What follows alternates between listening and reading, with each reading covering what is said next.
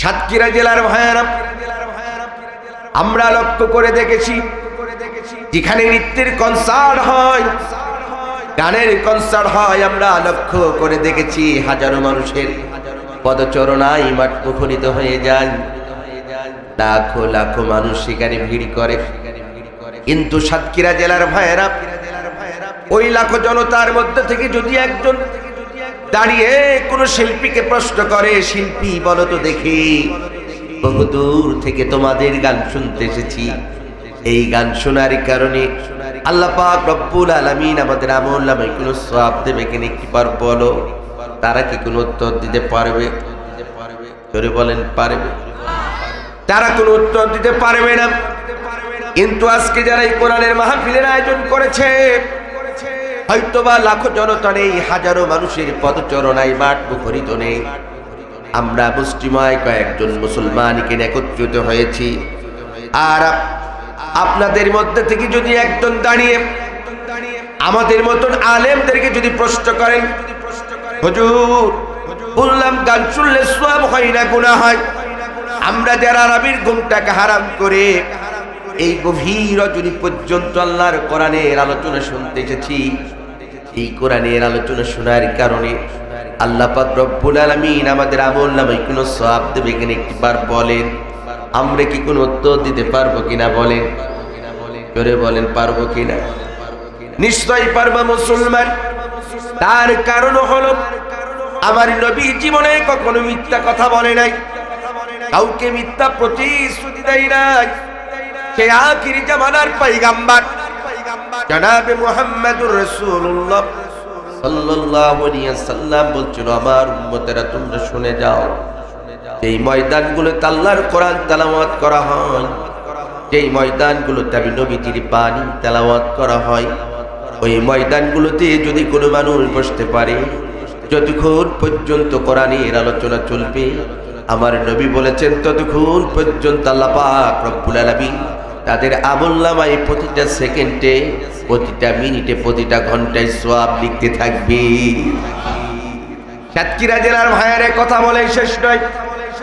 আমার নবী বলেছেন, আমার উম্মতেরা তোমরা শুনে যাও, সেই ময়দানগুলোতে আল্লাহর কোরআন তেলাওয়াত করা হয়, এই ময়দানগুলোতে আমি নবীজির বাণী তেলাওয়াত করা হয়, ওই ময়দানগুলোতে যদি কোনো মানুষ বসতে পারে, যতক্ষণ পর্যন্ত কোরআনের আলোচনা চলবে, আমার নবী বলেছেন ততক্ষণ পর্যন্ত আল্লাহ পাক রব্বুল আলামিন ওই আসমান থেকে নূরে সাকিনা রহমতের বৃষ্টি আল্লাহ ওই ময়দানগুলোতে নাজিল করতে থাকবে। সুবহানাল্লাহ। এরপরও আমরা কপাল পোড়া জাতি, সেখানে যেতে কথা বলেন, সেখানে যেতে আবার অনেক সময় অনেক এলাকায় দেখা যায় যেতে চাইলেও, মন চাইলেও, কোরআনের আলোচনা শুনতে ইচ্ছা জাগলেও অনেক সময় দেখা যায় বাধার সম্মুখীন। কথা বলেন ঠিকই, অনেক সময় দেখা যায় মাহফিলের প্যান্ডেল সবকিছু রেডি, হঠাৎ করে এই কোরআনের মাহফিল বন্ধ হয়ে যায়, 144 আইন জারি করে দেওয়া হয়। এটা অত্যন্ত দুঃখ এবং হৃদয়। আমি আপনাদেরকে একটি কথা বলে মূল আলোচনার দিকে যেতে চাই। মনে রাখবেন, কোন আলেম যদি অতিরঞ্জিত কথা বলে, ইসলামে একটা সৌন্দর্য আছে, আদব আছে, আখলাক আছে, কাছে চলে যান, ভদ্রতার সাথে সালাম দিয়ে বলেন আসসালামু আলাইকুম। হুজুর, আমরা শান্তিপ্রিয় মানুষ, আমরা শান্তি চাই, আপনারা এমন কোন বক্তব্য দেশ এবং জাতির উদ্দেশ্য দেবেন না যাতে করে ফিতনা সৃষ্টি হয়, ফাসাদ সৃষ্টি হয়, হাঙ্গামা সৃষ্টি হয়। এতটুকু কথা বলার অধিকার আছে না না বলেন? কিন্তু একজন আলেমকে কেন্দ্র করে আল্লাহর কোরআনের মাহফিলগুলোকে বন্ধ করার অধিকার তোমাদের কেউ দেয়? জোরে বললে কেন দেয়? তার কারণ কোরআন কার কিতাব? জবাব দেন, কার কিতাব? এটা পৃথিবীর কোনো মানুষের তৈরি করা গ্রন্থ নয়। এই গ্রন্থটি কার? এমন একটি কিতাব, কোরআন এমন একটি গ্রন্থ যার মধ্যে এক কিঞ্চিত পরিমাণ কি নাই, কোনো ভুল নাই, আছে। এই কোরআনুল কারীম কেমন কিতাব একটু ধারণা দিব, আলোচনার দিকে যেতে চাই। যারা এখানে স্কুল, কলেজ, ইউনিভার্সিটিতে পড়াশোনা করেছেন, মাদ্রাসাতে পড়াশোনা করেছেন, লক্ষ্য করে দেখবেন প্রতিটা শিক্ষা প্রতিষ্ঠানে একটি করে লাইব্রেরি রুম থাকে। কি থাকে? এখানে কবিদের কবিতা থাকে, সাহিত্যিকদের সাহিত্য থাকে, প্রবন্ধ রচনাকারীদের প্রবন্ধ থাকে, রাজনীতিবিদদের বই থাকে, বিজ্ঞানীদের বই থাকে। হে সাতক্ষীরা জেলার ভাইয়েরা, ঠিক আমিও একটা ইউনিভার্সিটির স্টুডেন্ট ছিলাম। বিশ্ববিদ্যালয়ে যখন পড়াশোনা করেছি, আল্লাহ পাক রব্বুল আলামিন তার গোলামটাকে এই পৃথিবীর অসংখ্য রাইটারদের বই পড়ার সুযোগ আমাকে দিয়েছে। আমি ওই ইউনিভার্সিটির কেন্দ্র লাইব্রেরি থেকে কবিদের কবিতা পড়েছি, দার্শনিকদের বই পড়েছি, বিজ্ঞানীদের বই পড়েছি, রাজনীতিবিদদের বই পড়ার সুযোগ আল্লাহ আমাকে দিয়েছে। কিন্তু সাতক্ষীরা জেলার ভাইয়েরা, এই পৃথিবীর তো রাইটারদের বই পড়েছি, আজ পর্যন্ত কোন রাইটার তাদের বইগুলো 100% সত্য, নির্ভেজাল, ত্রুটিমুক্ত, এমন গ্যারান্টি আজও পর্যন্ত দুনিয়ার মধ্যে কেউ দিতে পারে নাই। বরং এই পৃথিবীর যত রাইটারদের বই আমি পড়েছি, বাপদারা পড়েছেন, লক্ষ্য করে দেখবেন অধিকাংশ লেখকগুলো তাদের বইগুলো শেষের দিকে সুন্দর করে লিখে দেয়, ও দুনিয়ার মানুষেরা, আমাদের লেখা বইগুলো পড়তে গিয়ে যদি তোমরা কোনো একটি জায়গায় ভুল দেখতে পাও, পৃথিবীর কেউ যদি তোমরা ধরাই দিতে পারো, তাহলে আমাদের বইগুলো আমরা সংশোধন করে নেব, সংস্কার করে নিব, শুধরে নেব। এমন কথা দুনিয়ার রাইটারদের শেষে লেখা থাকে কি থাকে না? কিন্তু সাতক্ষীরা জেলার ভাইয়েরা, ওই ইউনিভার্সিটির কেন্দ্রীয় লাইব্রেরি থেকে আল্লাহ পাক রব্বুল আলামিন তার গোলামটাকে আরেকটি কিতাব পড়ার সৌভাগ্য দান করেছে, যার নাম হলো আল কোরআন। আমি এই কোরআনুল কারীমের 1 নয় 2 নয়, শুরু থেকে শেষ পর্যন্ত আয়াত কালিমাগুলো তেলাওয়াত করেছি, অর্থগুলো ধাবন করার চেষ্টা করেছি।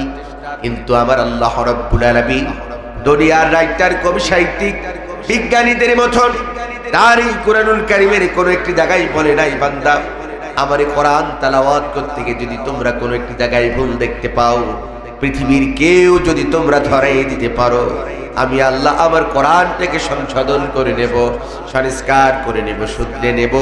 এমন কথা কিন্তু আজ পর্যন্ত আমার আল্লাহ কোরআনে কোনো জায়গায় বলে নাই। বলেছে?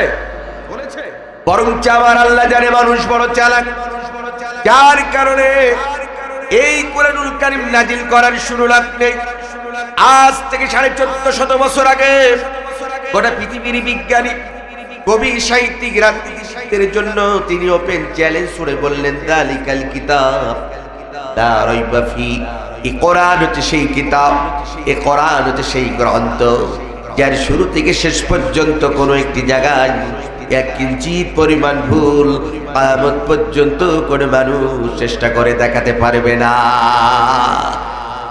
এই কিতাবের নাম কি?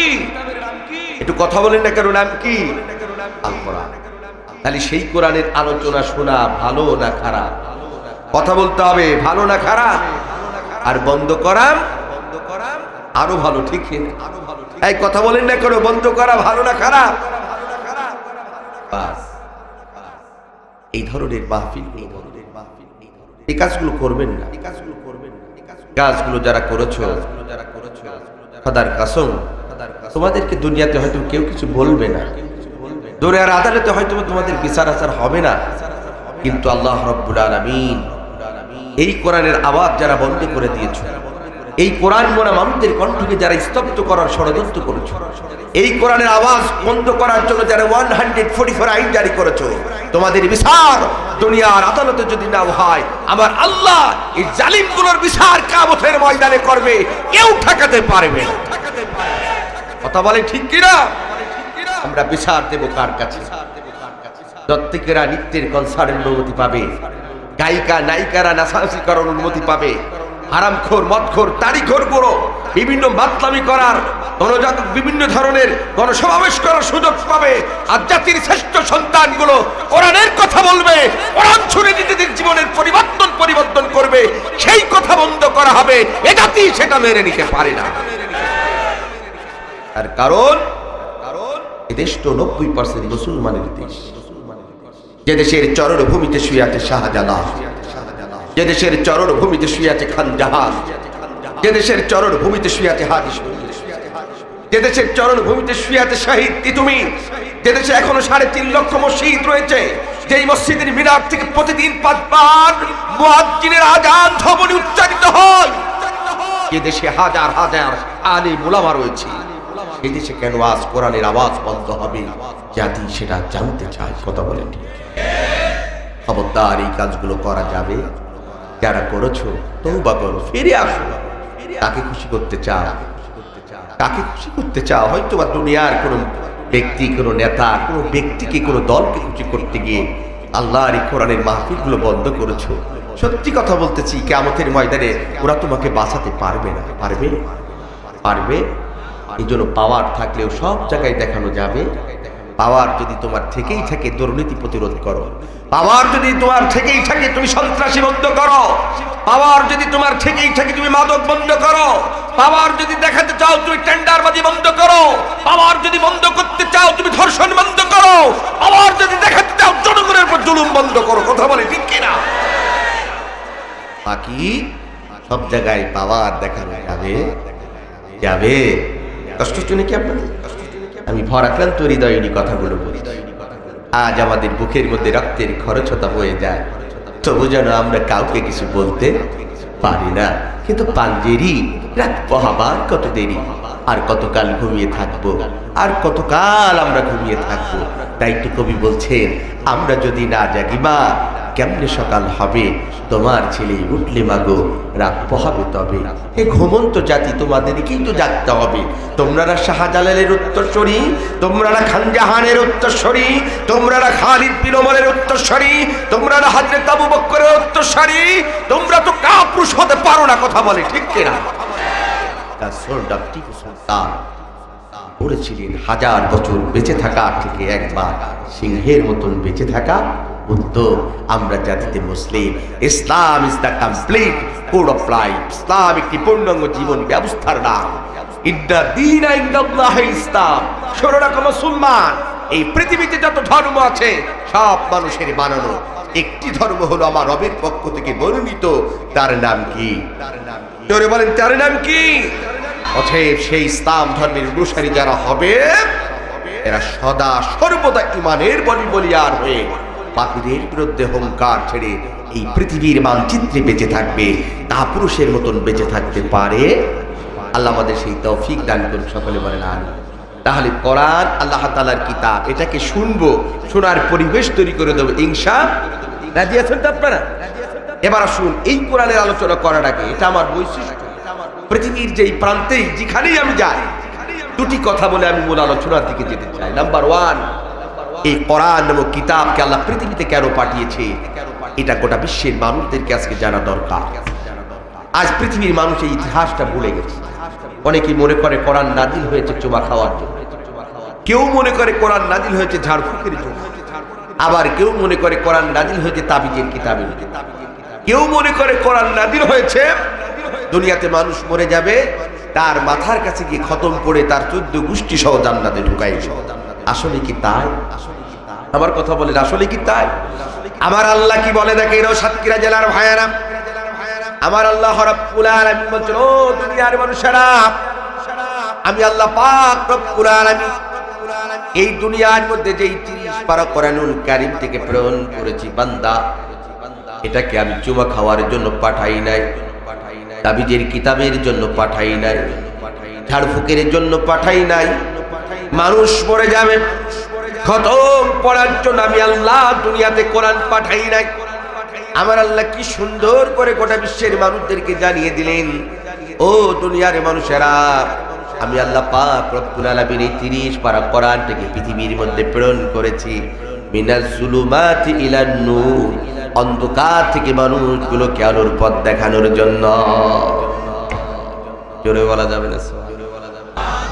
মিনাজ জুলুমাতি ইলান নূর, সূরাতুল ইব্রাহিমের 1 নম্বর আয়াতের মধ্যে আল্লাহ রাব্বুল আলামিন এই কথাটি গোটা বিশ্বের মানুষদেরকে জানিয়ে দিয়েছেন।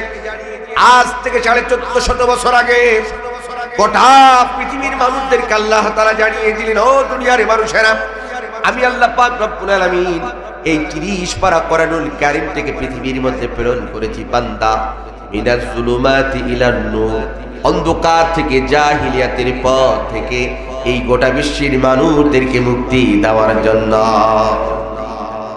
এখন অনেকেই বলতে পারেন হুজুর সেই অন্ধকারের পথগুলোকে একটু বলে দিলে ভালো হয়। আমার দিকে তাকান, আল্লাহ তাও বলে দিলেন, ও দুনিয়ার মানুষেরা, অন্ধকারের পথ হচ্ছে শিরকিয়াতের পথ, অন্ধকারের পথ হচ্ছে কুফরিয়াতের পথ, অন্ধকারের পথ হচ্ছে বেদাতের পথ, অন্ধকারের পথ হচ্ছে সন্ত্রাসীর পথ, অন্ধকারের পথ হচ্ছে চাঁদাবাজির পথ, অন্ধকারের পথ হচ্ছে ধর্ষণের পথ, অন্ধকারের পথ হচ্ছে জনগণের ম্যান্ডেট হরণ করে এই পৃথিবীতে কোন একটা চেয়ারকে জোর করে দখল করার পথ, অন্ধকারের পথ হচ্ছে নির্বিচারে ভালো মানুষগুলোকে হত্যা করার পথ। এগুলো সব হলো অন্ধকারের পথ। এই পথগুলো থেকে মানুষদেরকে মুক্তি দেওয়ার জন্য আজ থেকে 1450 বছর আগে গোটা পৃথিবীর মানুষদেরকে আল্লাহ তাআলা জানিয়ে দিলেন মিনাজ জুলুমাতি ইলান নূর, আমি আল্লাহ এই পথগুলো থেকে মানুষদেরকে মুক্তি দেওয়ার জন্য কোরআন নাজিল করেছি। আমার ভাইরা, এটা হলো কোরআন নাজিলের ইতিহাস জানলাম। এবার আমাদেরকে জানতে হবে এই কোরআনের বিধান মানলে মানুষের লাভ হয় না ক্ষতি হয়? জোরে বলেন, লাভ হয় না ক্ষতি হয়? সওয়াব হয় না গুনাহ হয়? আমার আল্লাহ কি বলে দেখেন, আমার দিকে তাকান। আমার আল্লাহ রাব্বুল আলামিন বলছেন, ও দুনিয়ার মানুষেরা, আমি আল্লাহ পাক রব্বুল আলামিন যে 30 পারা কোরআনুল কারীমকে পৃথিবীর মধ্যে প্রেরণ করেছি বান্দা, এই কোরআনুল কারীমটাকে যদি তুমি ব্যক্তিগত জীবনে, পারিবারিক জীবনে, সামাজিক জীবনে, রাজনৈতিক জীবনে, আন্তর্জাতিক পরিমণ্ডলে আল্লাহর এই কোরআনের বিধান যদি তোমরা মেনে নিতে পারো, আমার আল্লাহ তাদের জন্য কি বলছে দেখেন। আমার আল্লাহ রাব্বুল আলামিন তাদের জন্য বলছেন, ফামান তাবিয়া হুদায়া ফালা খাউফুন আলাইহিম ওয়ালা হুম ইয়াহজানুন। আল্লাহু আকবার। আমার আল্লাহ রাব্বুল আলামিন, যো দুনিয়ার মানুষেরা, আমি আল্লাহ পাক রব্বুল আলামিন যে 30 পারা কোরআনুল কারীমকে পৃথিবীর মধ্যে প্রেরণ করেছি বান্দা, আমার এই কোরআনের বিধান যদি তোমরা দুনিয়াতে মেনে নাও, তোমাদের এই দুনিয়ার মধ্যে কোনো টেনশন থাকবে না, চিন্তা থাকবে না, তোমরা চিন্তা মুক্ত, টেনশন মুক্ত সমাজে বাস করবা। সুবহানাল্লাহ বলেন। কার বিধান মানলে চিন্তা মুক্ত থাকা যায়? কার বিধান? কিন্তু আমরা মানি কার? আল্লাহ। এখন তো আমরা শান্তি খুঁজি কেউ অ্যারিস্টটলের মতাদর্শে, কেউ শান্তি খুঁজি লেনিনের আদর্শে, কেউ শান্তি খুঁজি কারোর বাবার আদর্শে, কেউ শান্তি খুঁজি কারোর চেতনার মধ্যে, কেউ শান্তি খুঁজি কারোর স্বামীর আদর্শে, কেউ শান্তি খুঁজি মানুষের তৈরি করা আইনের মধ্যে। কথা বলেন ঠিক কিনা? কিন্তু এই সাতক্ষীরা জেলার ভাইয়েরা, এই পৃথিবীতে অ্যারিস্টটল বলেন, প্লেটো বলেন, কার্ল মার্কস বলেন, লেনিন বলেন, আর কারো স্বামী বলেন, আর বাবা বলেন, আর কোন মানুষের তৈরি করা আইন বলেন, এগুলো দিয়ে কখনো দুনিয়ার মধ্যে শান্তি পাওয়া যাবে? শান্তি পেতে হলে কার বিধান মানতে হবে? কথা বলেন না কেন? কার বিধান? আল্লাহ তাআলা। কে বলেছেন এই কথা? আল্লাহ তাআলা বলছে, বান্দা পৃথিবীতে শান্তি পেতে চাও, সুখী হতে চাও, সুন্দর সমাজ, সুন্দর রাষ্ট্র, এই জাতিকে যদি উপহার দিতে চাও, ফামান তাবিয়া হুদায়া ফালা খাউফুন আলাইহিম ওয়ালা হুম ইয়াহজানুন। আল্লাহ বলছে, বান্দা তাহলে আমি যে কোরআন নাযিল করেছি, তোমরা সেই কোরআনের বিধানটাকে মেনে নাও। সুবহানাল্লাহ বলবেন না? তাহলে কার বিধান মানলে শান্তি পাওয়া যায়? তাহলে আমরা মানবো কার? এই আল্লাহর বিধান মানতে গিয়ে যদি আমাদের উপরে জুলুম হয়, নির্যাতন হয়, নিপীড়ন হয়, বাধাও যদি আসে, তবু এই পথ থেকে পিছু পাও হওয়া যাবে? যাবে? তাই তো একজন কবি তার গানের ভাষাই বলছে, আসুক না যত বাধা, যত ঝড় সাইক্লোন, রাসূলের পথে মোরা চলবই, এ জীবন বাজি রেখে দিনের নিশান মোরা বাংলার আকাশে ওড়াবই। মোরা কামানের মুখোমুখি দাঁড়িয়ে, মোরা কামানের মুখোমুখি দাঁড়িয়ে আল্লাহু আকবার বলবই। আসুক না যত বাধা যত ঝড় সাইক্লোন, রাসূলের পথে মোরা চলবই, এই জীবন বাজি রেখে দিনের নিশান মোরা বাংলার আকাশে ওড়াবই। ঠিক না বলে? আমাদের দেহে বহে জিহাদি রক্ত, প্রাণী প্রাণী বিপ্লবী ঝঙ্কার, তাকবীরে তাকবীরে বাতিলের মসনদ, কত ভেঙে করেছি যে চোরমার, কত ভেঙে করেছি যে চোরমার। আসুক না যত বাধা যত ঝড় সাইক্লোন, রাসূলের পথে মোরা চলবই, জীবন বাজি রেখে দিনের নিশান মোরা বাংলার আকাশে ওড়াবই। ঠিক না বলেন? সব বাধা বিপত্তি নির্যাতন নিপীড়ন সহ্য করে ইসলামের উপরে আমরা অবিচল অটল থাকবো ইনশাআল্লাহ। আল্লাহ তাআলা কবুল করুক, সকলে বলেন আমিন। এবার আসুন আমি আমার মূল আলোচনার দিকে আগাতে চাই। তাহলে আলোচনার শুরুতে তিনটি কথা বলেছি। নাম্বার 1, কোরআন একটি নির্ভেজাল কিতাব, এই কোরআনের আলোচনা শুনবেন, শোনার পরিবেশ তৈরি করে দেবেন। নাম্বার 2, এই কোরআন নাজিল হয়েছে অন্ধকার থেকে মানুষগুলোকে আলোর পথ দেখানো। নাম্বার 3, এই কোরআনের বিধান মানলে দুনিয়াতে শান্তি, পরকালে নাজাত পাওয়া যাবে। কথা বলেন ঠিক কিনা? এতটুকু কি বোঝা যায়? এবার আসুন আপনাদের নিয়ে তাহলে মূল আলোচনার দিকে যেতে চাই। বাইনামা আজ এই দুনিয়ার মধ্যে দেখেন কুরআনুল কারীম না থাকার কারণে, কোরআনের আইন না থাকার কারণে সমাজে আর শান্তি কম না বেশি? বলেন বলেন, শান্তি কম না বেশি? কোরআনের আইন যদি থাকতো, আমি মনে করি পৃথিবীতে সব জায়গায় কি থাকতো বলেন? শান্তি থাকতো। তার জ্বলন্ত প্রমাণ আপনাদেরকে দিই। আচ্ছা বলেন, এখন আমাদের দেশে চুরি কম না বেশি? হ্যাঁ। এরপরে ডাকাতি কম না বেশি? এরপরে লুটতরাজ কম না বেশি? ধর্ষণ কম না বেশি? বলেন না কেন কম না বেশি? মালে ভেজাল কম না বেশি? মাদক সেবন কম না বেশি? মানুষ হত্যা কম না বেশি? সবাই বলে।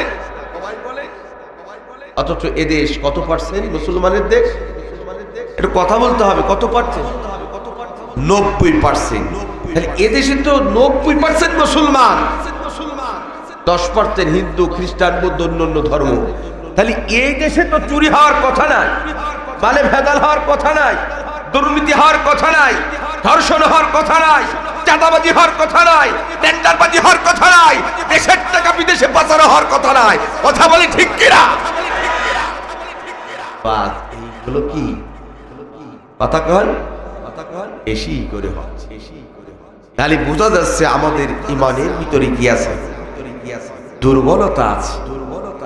মুসলমান এগুলো বেশি হওয়ার কারণ একটাই, কোরআনের শাসন যদি না থাকার কারণে। কথা বলেন, আমার দেশে যে হারে ধর্ষণ হচ্ছে, একজন ধর্ষকের বিচার যদি আমার দেশের পার্লামেন্টে 300টি এমপির সামনে যদি ঘোষণা করা হতো যে আগামীকাল একজন ধর্ষকের বিচার হবে, কোরআন দিয়ে পার্লামেন্ট বসবে ওই সংসদ ভবনের সামনে, আমার দেশের RTV, বৈশাখী, এরপরে সময় চ্যানেল, এরপরে আপনার হচ্ছে আরো যতগুলো চ্যানেল 24 সহ যত স্যাটেলাইট আছে, টেলিভিশন আছে, ইউটিউব আছে, সবাইকে যদি ওই দিন ডাকা হতো আর যদি বলা হতো তোমরা একজন ধর্ষণকারী বিচার হচ্ছে কোরআন দিয়ে, তাকে সংসার করা হচ্ছে, এই দৃশ্যটা তোমরা খবরের মধ্যে আজকে সারাদিন 2 মিনিট 5 মিনিট পর পর, 1 মিনিট হলো 2 মিনিট হোক তোমরা দেখাবা। আচ্ছা বলেন, এই দৃশ্য যদি টেলিভিশনে দেখানো হতো, পেপার পত্রিকায় লেখালেখি করা হতো, আমার দেশে ধর্ষণ বাড়তো না কমতো? কথা বলেন, ধর্ষণ বাড়তো না কমতো? কিন্তু আজকে এই আইনটা পার্লামেন্টে নাই, যার কারণে আজ 5 বছর থেকে শুরু করে 7 বছর থেকে শুরু করে 70 বছরের বৃদ্ধা পর্যন্ত হাইনাদের হাত থেকে রেহাই পাই নাই। কথা বলে ঠিক কিনা? আজ আমার আপনার মেয়ে বোন ইউনিভার্সিটি পড়তে দিয়েও নিরাপদ নেই। গত 2 দিন আগের নিউজ, জাহাঙ্গীরনগর বিশ্ববিদ্যালয়ে ছাত্র নামে কলঙ্ক, আমি নাম নিতে চাই না, আমার একজন বোনকে ধর্ষণ করেছে পালাক্রমে কয়েকজন মিলে, আপনারা জানেন। কথা বলেন ঠিক? কারণ কি?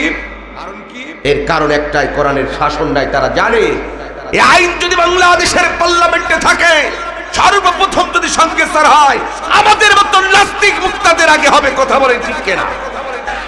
যার কারণে এই আইন বাংলাদেশের স্বাধীনতার পরও 90% মুসলমানের দেশে এই আইনটা আজকে কার্যকারিতা করা হচ্ছে না।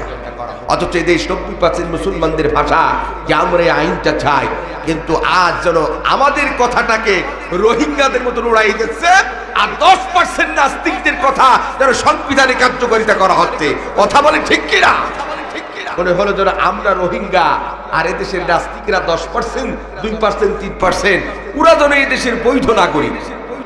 কথা কন, রাগ করছেন? রাগ করছেন?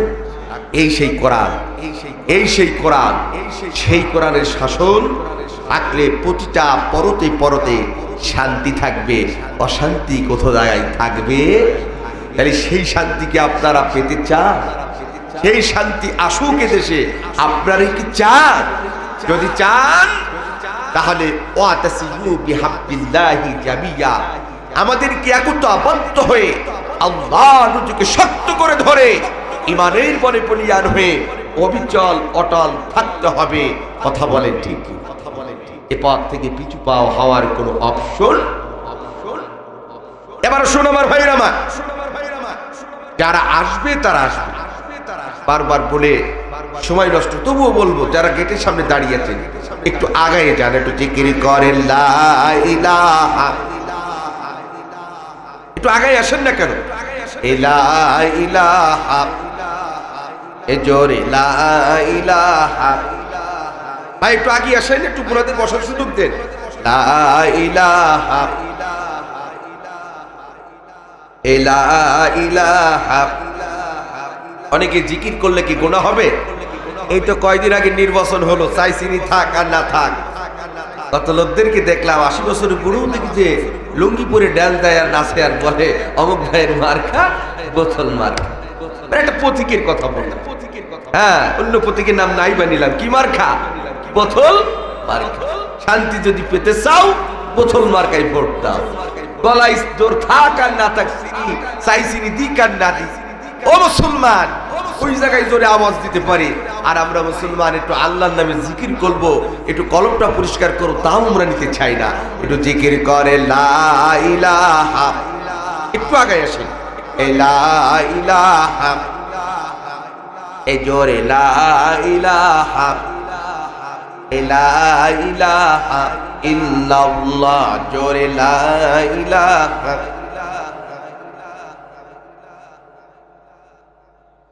লা ইলাহা ইল্লাল্লাহু মুহাম্মাদুর রাসূলুল্লাহ। সবাই বলেন সাল্লাল্লাহু আলাইহি ওয়াসাল্লাম। আমার ভাইয়ের আমার দিকে তাকান। আমি আজকে যে সাবজেক্ট নিয়ে আলোচনা করব সেটা হলো এই, আল্লাহ পাক রব্বুল আলামিন বলেছেন ইয়া আইয়ুহাল্লাযীনা আমানু উদখুলু ফিস সিলমি কাফা। খুব মনোযোগ দিয়ে শুনেন। আল্লাহ তাআলা বলছেন ওহে ঈমানদারেরা, যারা কালিমা পড়ে মুসলমানিত্ব গ্রহণ করেছো, উদখুলু ফিস সিলমি কাফা, তোমরা পরিপূর্ণভাবে ইসলামের মধ্যে কি করো? প্রবেশ করো। কি করো বলেন? প্রবেশ করো। তাহলে আমরা যারা কালিমা পড়ে মুসলমানিত্ব গ্রহণ করেছি, আমাদেরকে এক পা নাস্তিকদের সাথে আর এক পা ইসলামের মধ্যে দিলে কি চলবে? জোরে বলেন চলবে? আচ্ছা বলেন, একটা নদী দিয়ে যখন দুইটা নৌকা যায়, আপনি যদি দুই নৌকায় দুইটা পা দেন, তাহলে মনে করেন নদী পার হতে চান, অ্যাক্সিডেন্ট হওয়ার সম্ভাবনা আছে না? নদীর মধ্যে পড়ে যে দুর্ঘটনা হওয়ার সম্ভাবনা আছে কি নাই? মুসলমান ঠিক তদ্রূপ একজন ইমানদার, যিনি মুসলমান, যিনি ইনি এক পা দেবে মসজিদে আর এক পা দেবে অন্য জায়গায়, এটা হতে পারে? তাদেরকে পরিপূর্ণভাবে ইসলামের মধ্যে প্রবেশ করতে হবে। এই হুকুমটা কার? কথা বলেন কার? এবার পরিপূর্ণভাবে ইসলামের মধ্যে প্রবেশ করার পরে তাদের কিছু দায়িত্ব আছে না নাই? তাদের কিছু দায়িত্ব। দায়িত্ব যারা ইসলাম ধর্ম গ্রহণ করবে, ইসলামের মধ্যে পরিপূর্ণভাবে প্রবেশ করবে, এরা যেন সুদের সাথে লিপ্ত হবে। হ্যাঁ হ্যাঁ, আজকে একটু উল্টা পাল্টা কথা হবে, বলেন সুদের সাথে লিপ্ত হতে হবে, ঘুষের সাথে লিপ্ত হতে হবে, দুর্নীতি করতে হবে, চাঁদাবাজি করতে হবে, মিথ্যা কথা বলতে হবে, মানুষের নামে গীবত শিকায়ত করতে হবে, এগুলো করতে হবে। যারা ইসলামের মধ্যে পরিপূর্ণভাবে প্রবেশ করবে, কালিমা পড়ে মুসলমানত্ব গ্রহণ করে, এই কাজগুলো যারা দাবিদার, এই কাজগুলো তারা করতে পারে না। কিন্তু আজকে ইসলামের লেবাসধারী আমার মতন আপনার মতন একদল কালিমা পড়া মুসলমান ওলা মানুষ, মুসলমান এই কাজগুলো সমাজের মধ্যে আজকে বেশি করতেছে। আবার দাবি করছে আমি মুসলমান, বলে না কেন দাবি করছে আমি মুসলমান ইমানদার, তার জ্বলন্ত প্রমাণ দেখে না। আমাদের দেশে এখন ম্যাক্সিমাম মানুষ সুদের সাথে জড়িয়ে যাচ্ছে। কিসের সাথে? আচ্ছা বলেন, সুদ এটা হালাল না হারাম? এটা ভালো না খারাপ? এটা জায়েজ না না জায়েজ? এটা কি ইবাদত? কিন্তু আজ ইবাদতের মতন করে খাচ্ছে, মনে হচ্ছে যেন এটি সুদ ঘাটে ইবাদত হয়ে গেছে। মুসলমান ভাইরা আমার, এই পৃথিবীতে কোন একটা পাগল চাই না সে তার নিজের মায়ের সাথে জিনার মতন একটি জঘন্য কাজে জড়িয়ে যাক। আপনি কি চিন্তা করেছেন সুদ এটা হালাল না, এটা হারাম কাজ? এই কাজের সাথে যেই মানুষ জড়িয়ে যাচ্ছে যারা, সে যেন তার নিজের মায়ের সাথে যেন প্রতিদিন জিনার মতন গুনাহে লিপ্ত হচ্ছে। সাতক্ষীরা জেলার ভাইয়ার 1 টাকা যারা সুদ খাবে, এটা আমার কথা নয়, আমার নবীর কথা। যারা এই পৃথিবীতে 1 টাকা সুদের সাথে লিপ্ত হবে, ও যেন 70 বার যেন নিজের মায়ের সাথে জিনা করবে। তাই আমি আপনাদের দুটি পায়ে হাত থেকে বলে যেতে চাই, সুদ এটা হালাল না, এটা হারাম। এই কাজ কোন মুসলমান করতে পারে না। আগের জামানার ইতিহাসের দিকে তাকান, নবীদের যুগে কোন সাহাবীদের অভাব হয়েছে, তাবিঈনদের সংসার অভাব হয়েছে, তারা সুদের সাথে লিপ্ত হয় নাই, বরঞ্চ গভীর রাতে সেজদায় পড়ে যে সমস্ত দমনত করে চোখের পানি ছেড়ে দিয়ে আল্লাহর দরবারে কেঁদেছে। আল্লাহ পাক রব্বুল আলামিন তাদের অভাবটাকে দূর করে দিয়েছে। জোরে বলেন, কি করে দিয়েছে? দূর করে দিয়েছে। কিন্তু আজ আজকে আমাদের অভাব নাই, কেন আমাদের স্বভাবে পরিণত হয়েছে। কথা বলেন ঠিক? আমরা একটা চার দোকান দিয়েছি, রাস্তার মাঝে একটা ছোট্ট দোকান দিয়েছি, একটু বিলাসিতার জন্য আমরা ওই চার দোকানে টেলিভিশন কিনতে হবে, এলইডি কিনতে হবে, টাকা নাই হাতে। অমনি করে আমরা আমাদের সুদের সাথে জড়িয়ে গিয়ে আমাদের স্ত্রীগুলোকে বলি, চার দোকানটা যদি চালাতে হয় এলইডি কিনা লাগবে, তুমি বেরাকে নাম লিখাও, তুমি আশায় নাম লিখাও, তুমি জাগরণীতে নাম লিখাও, তুমি অ্যাডোতে নাম লিখাও, তুমি টিএমএস এ নাম লিখাও, তুমি শিশু নীলায় নাম লিখাও। আরো কত এনজিও আমাদের দেশে আছে না নাই? কিন্তু সাতক্ষীরা জেলার ভাইয়েরা, এই সুদ তো ইবাদত না, এটা হারাম কাজ। ইসলাম ধর্ম যারা গ্রহণ করে বলে আমি একজন মুসলমান, এই মুসলমান কখনো এই সুদের সাথে কখনো যুক্ত হতে পারে না। এই সুদের প্রতিযোগিতা চলছে। কথা বলেন না কেন? প্রতিযোগিতা আছে না নাই? আমি আজকে এই ঘুণে ধরা জাতিকে কিছু জিনিস আমি একটু ধরাই দিই, মূল আলোচনার দিকে যাচ্ছি। ভাইরা মা, কি হবে এই নামাজ পড়ে, কি হবে তাসবিহ তেলাওয়াত করে, কি হবে জুব্বা গায়ে দিয়ে, কি হবে পাঞ্জাবি পরে, কি হবে মাথায় টুপি দিয়ে? অথচ যদি আপনি সুদের সাথে যুক্ত থাকেন, এই ইবাদত কোনদিন আল্লাহর দরবারে কবুল হবে? জোরে বলেন হবে না। কিন্তু এই কাজ আমাদের সবাই জড়িয়ে যাচ্ছে। বাংলাদেশে এখন ম্যাক্সিমাম মানুষ সুদের সাথে জড়িয়ে, অথচ সুদের সর্বনিম্ন গুনাহ হলো কি বলেন না কেন? কি নিজের আপন মায়ের সাথে কি করা, কি না করা।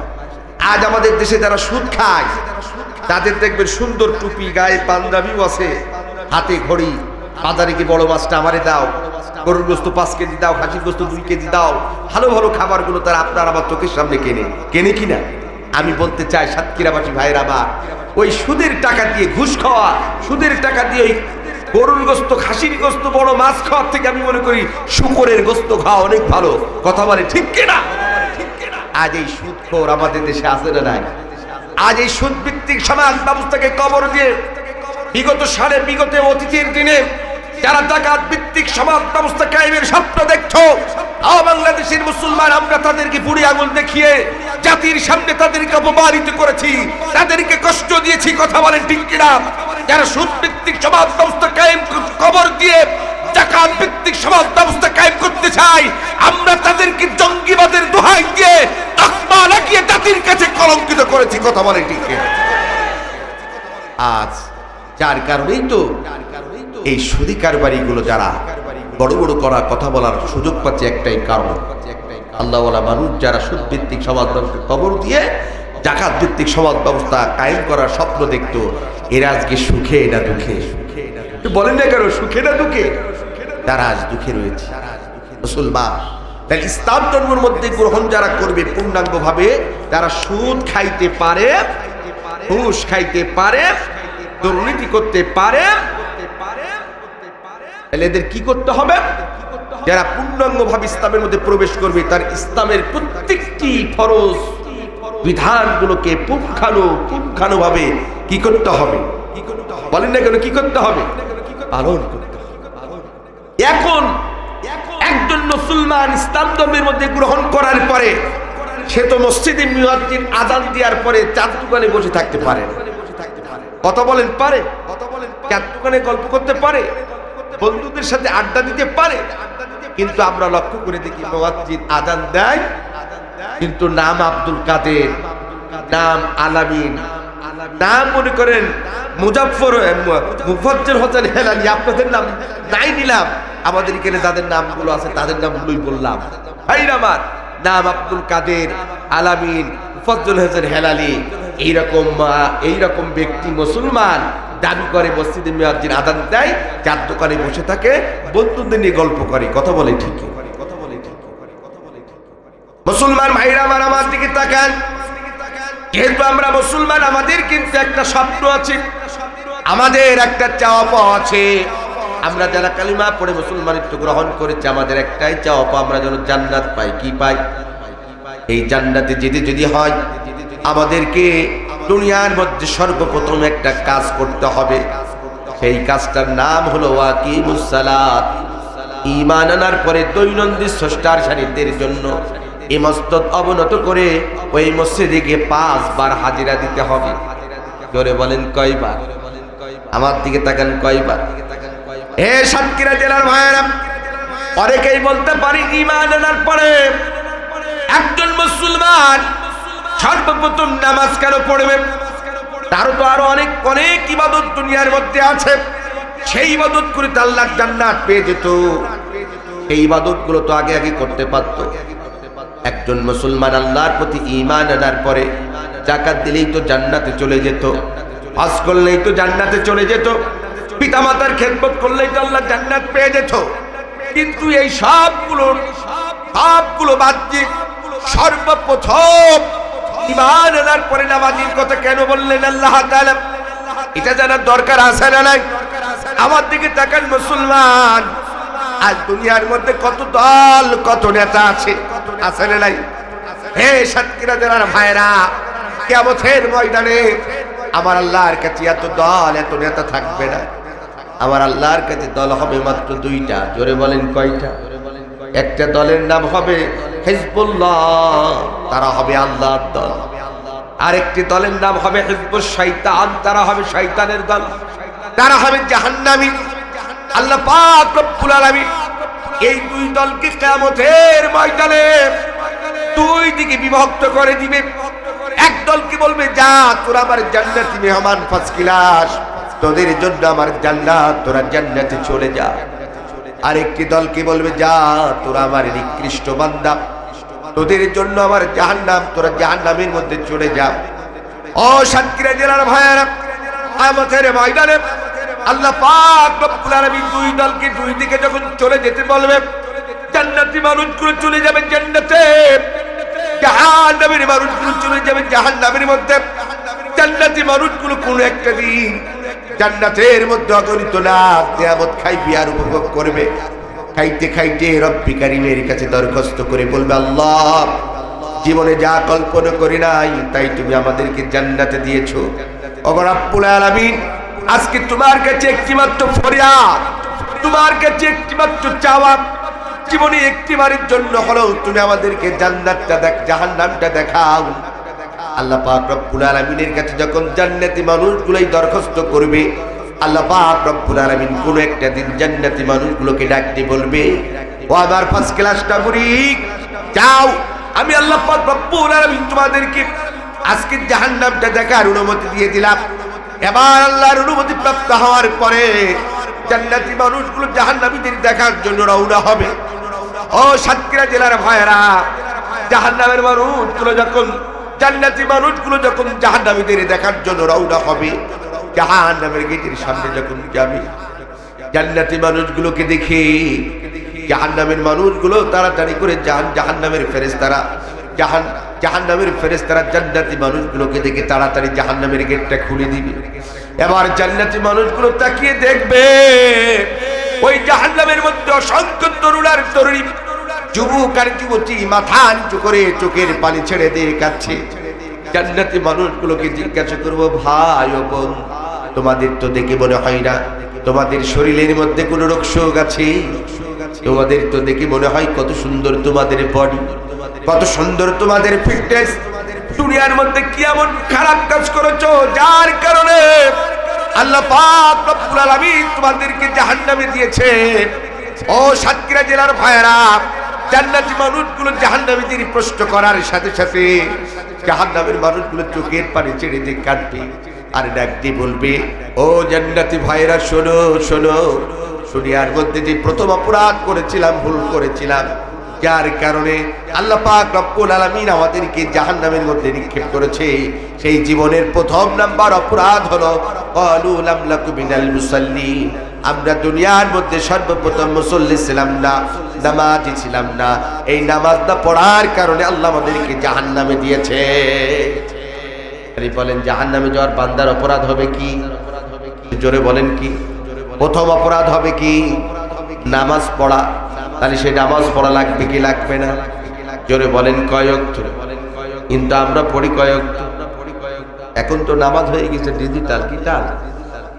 কেউ আছে শুকুর আলী, কেউ আছে কদর আলী, কেউ আছে রমজান আলী, কেউ আছে ঈদ আলী, আর কেউ আছে সিজন আলী। জোরে বলেন কি আলী? সিজন আলী। এই বর্তমান নির্বাচন হওয়ার কিছুদিন আগে দেখলাম, আবার সামনে উপজেলা নির্বাচন আসছে, দেখবেন সিজন আলী কিছু পাওয়া যাবে। জীবনেও টুপি মাথায় দেয় না, সিজন আসার আগে দেখবেন হুজুরের থেকে বড় টুপি আর পাঞ্জাবি পরে খালি মোড়ে মোড়ে সালাম আলাইকুম, মানে সালামটা ভালো করে দেয়। দেখবেন, আমার কথা ভীষণ মিলাই নেন। এই তো আর কয়েকদিন পরে তো মনে হয় ঘোষণা আসতেছে, দেখবেন জীবনেও টুপি পরে না, পাঞ্জাবি পরে না, সিজন আসার আগে দেখবেন টুপি আর পাঞ্জাবি পরে 2-3 মাস আগে থেকে খালি মনে মনে সালাম আলাইকুম। এই কথা বলেন সত্য না মিথ্যা? কি সালাম আলাইকুম, সালামটাও ভালো করে দেয়। এরা কি আলী? আমার ভাইরা আমার, আর আমরা মুসলমানেরা সেই সিজন আলী দেখলে ভুলে যায়। আমরা কি সিজন আলী দেখলে বলে ভুলে যাই? যারা 5 ওয়াক্ত নামাজ পড়ে, যাদের মুখে দাড়ি রাসূলের সুন্নাহ রয়েছে, যারা সিজনের সময়ও যেমন আনসিজনও তেমন, তাদেরকে বুড়ি আঙ্গুল দেখিয়ে জাতির সাথে গাদ্দারি করি, কথা বলে ঠিক কিনা? আছে না নাই? আল্লাহর আদালতে কাঠগড়ায় কিন্তু আপনাদের বিচার। আল্লাহ জান্নাত এত সোজা না, এ মামু বাড়িটা আল্লাহ যে মাবির কাছে কি বললাম, আমি আমার ঠান্ডা লেগেছে, আমি কালার ডাল খাবো না, আমার একটু মুসুরির ডাল রান্না করে। আল্লাহ জান্নাত এত সোজা নাই। যারা আল্লাহর জমিনে বাস করে, যারা খোদা দ্রোহিত, যারা ইসলাম বিরোধী, যারা ইসলামী মূল্যবোধকে ধূলিসাৎ করতে চায়, যারা জাতির শ্রেষ্ঠ সন্তানদেরকে কষ্ট দেয়, এদেরকে যারা শক্তিশালী করেছো, ওদেরকে শক্তিশালী করার কারণে ওরা যত পাপ করবে, অন্যায় করবে, জুলুম করবে, তার একটা পার্সেন্টেজ বিকাশ খুলতে গেলে ভোটার আইডি কার্ড লাগে, ওই অ্যাকাউন্ট খুলতে গিয়ে আপনার কোনো ভোটার আইডি কার্ড লাগবে না। যারা একবার এই কাজ ওদের জন্য করেছো, অটো তোমার জন্য সদকায়ে জারি যাবে, ওই গুনাহ আল্লাহ খাতায় লিখতে থাকে। সোজা নাই আল্লাহ জান্নাত, এত সোজা না। আমরা তো আজকে ঈমান বিক্রি করতে শিখে গেছি। ইবা আলেম ইবা গয়রে আলেম, ইবা আলেম ইবা গয়রে আলেম। আমরা আজকে এই মামুর কাছে ঈমান বিক্রি করি, আছে না? না, শুধু আপনাদের একা দোষ দেব না। আজ আমাদের সামনে মুলা ঝুলাইয়ে দেয় আর আমরা মনে করি হ্যাঁ হ্যাঁ খুব ভালো, আছে না? না, আমাদেরকে বহুত পদ পদবি দেয়, সার্টিফিকেট অনেক কিছু আমাদের দিয়ে দেয়, পরে দেখা যায় সার্টিফিকেটের উল্টো আমারে মারে, আমাদেরকে আরো কি করে উল্টা। মুসলমান আমি ওদিকে যেতে চাই না। আমি বলতেছিলাম একজন মুসলমান ইসলাম ধর্ম যারা গ্রহণ করবে, ইসলামের মধ্যে পূর্ণাঙ্গভাবে প্রবেশ করতে হলে সে নামাজ বাদ দিতে পারে। জোরে বলেন পারে। তার কারণ জাহান্নামে যারা যাবে এদের প্রথম অপরাধ হবে কি? জোরে বলেন কি? এবার বলেন সেই নামাজ পড়তে হবে কাকে খুশি করার জন্য? আরো জোরে, ইন্নাস সালাতি ওয়া নুসুকি ওয়া মাহইয়ায়া ওয়া মামাতি লিল্লাহি রাব্বিল আলামিন। নিশ্চয় আমার নামাজ, আমার জীবন, আমার মরণ, আমার কুরবানি হতে হবে কার জন্য? আর জোরে বলেন কার জন্য? আমারই জীবন, আমাই মরণ, আমার বন্দেগী। ইয়া ইলাহি, ইয়া ইলাহি কবুল করো আমারি বন্দেগী, আমারি জীবন, আমাই মরণ, আমার বন্দেগী। আল্লাহু আকবার। আমার জীবন, আমার মরণ সব হবে কার জন্য? নামাজ হবে কার জন্য? আমার আল্লাহ রাব্বুল আলামিন ডাক করছে দুনিয়ার মানুষেরা, ইন্নাস সালাতা তানহা আনিল ফাহশাই ওয়াল মুনকার। নিশ্চয় যারা দুনিয়ার মধ্যে আমি আল্লাহর জন্য নামাজ পড়বে, আমি আল্লাহকে খুশি করার জন্য, আমি আল্লাহ পাক রব্বুল আলামিন তাদেরকে দুনিয়ার মধ্যে যাবতীয় পাপাচার খারাপ কাজ থেকে আমি আল্লাহ তাদের হেফাজত করব। সুবহানাল্লাহ বলে। কে বলেছেন এই কথা? কিন্তু আমাদের দেশে তো কত নামাজি দেখি, নামাজ পড়ার পরে ওজনে কম দেয়, মালে ভেজাল দেয়, পরের মেয়ের উন্ডা ঝুরি টানে, মিথ্যে কথা বলে, গীবত করে, আলিমুল আমাদের নামে বিভিন্ন কুচ্ছার ওঠায়। এমন নামাজি আমাদের দেশে আছে না? কথা বলেন না কেন? আছে না? মুসলমান, অথচ আল্লাহ রাব্বুল আলামিন গ্যারান্টি দিলেন যারা নামাজ পড়বে, এটা কোরআনের কথা, আমার কথা নাই, ইন্নাস সালাতা তানহা আনিল ফাহশাই ওয়াল মুনকার। নিশ্চয় যারা আল্লাহকে খুশি করার জন্য নামাজ পড়বে, আল্লাহ নিজে গ্যারান্টি দিলেন, ওয়াদা দিলেন, তাদের দিকে কোনোদিন খারাপ কাজ হবে না, পাপাচার হবে না, অন্যায় হবে না। এই কথা কে বলেছে? তাহলে আজকে নামাজ পড়ার পরেও কিছু মানুষ খারাপ কাজ করে, আছে না? ওজনে কম দেয়, আছে না? মালে ভেজাল দেয়, আছে না? জনগণকে ঠকায়, আছে না? এরাও তো নামাজি, আমার আল্লাহ রাব্বুল আলামিন কি বলছে দেখেন। আমার আল্লাহ রাব্বুল আলামিন বলছে, ও দুনিয়ার মানুষেরা, এই পৃথিবীর মধ্যে যারা নামাজ পড়ার পরে ওজনে কম দেয়, মালে ভেজাল দেয়, জনগণের সাথে প্রতারণা করে, মিথ্যা কথা বলে, ধোঁকা দেয়, ওই ব্যক্তি নামাজি হতে পারে। ওরা হচ্ছে সেই নামাজি, কোন নামাজি? ফাওয়াইলুল লিল মুসাল্লিন। তারা নামাজি বটে, কিন্তু তাদের নামাজ কিয়ামত পর্যন্ত আল্লাহর দরবারে কোনোদিন কবুল হবে না। এই নামাজির সংখ্যা বর্তমানে আমাদের দেশে খুব কম, খুব কম। এই নামাজির সংখ্যা খুব কম না? হ্যাঁ, কয়েকদিন আগে দেখলাম ঢাকাতে ভোক্তা অধিকার ভেজাল অভিযান করেছে। মধু, সুন্দরবনের মধু বলে ঢাকায় বিক্রি করছে। দেখে যে 1 কেজি মধুর মধ্যেই 50 গ্রামও ভালো মধু নাই। আবার বিজ্ঞাপন দিয়েছে আমাদের মতন হুজুরদের মতো টুপি, বিশাল বড় দাড়ি, যুগ পাকায়, 1 নম্বর মেসাকুকির একটা বাদাই দিচ্ছে। মানুষদের দেখি বোঝে একটা আল্লাহওয়ালা পরহেজগার মানুষ। আমরা তো টুপি দাড়ি দেখলে সম্মান করি, কথা বলেন ঠিক কিনা বলেন? এটা রাসূলও বলেছেন। রাসূল সাল্লাল্লাহু আলাইহি ওয়াসাল্লাম বলেছেন, যখন কোনো মানুষের দেখবা সুন্নতি পোশাক পরিধান করে থাকে, রাসূল সাল্লাল্লাহু আলাইহি ওয়াসাল্লাম বলছেন তোমরা তাদেরকে সম্মান করবে। তোমরা তাদেরকে কি করবে? সম্মান করবে। ইসলাম শিখিয়েছে এটা। এই পোশাকের সম্মান আছে না নাই? কিন্তু বলেন ওই ব্যক্তি মাথায় টুপি গায়ে পাঞ্জাবি দিয়ে এই কাম যে করলো, মধু খাঁটি মধু বলে বিক্রি করে পরে ভোক্তা অধিকার কি দেখে তার মধ্যে মধুর বালাই বলেন। ওই ব্যক্তি বলেছে, তোমার জিজ্ঞাসা করেছে তুমি কি নামাজ? বলে আমি 5 ওয়াক্ত নামাজ পড়ি। কপালে ঘাটুই পড়ে গেছে। আমাদের সমাজে এরকম কিছু লোক দেখবে আজান হওয়ার সাথে সাথে মসজিদে যায়, আর চার দোকানে এসেই বলে শুরু করে দেয়, হুজুররাই দেশটা খাইনি, হুজুররাই কি দেশটা খাইনি। আছে না না? দেখবেন আছে।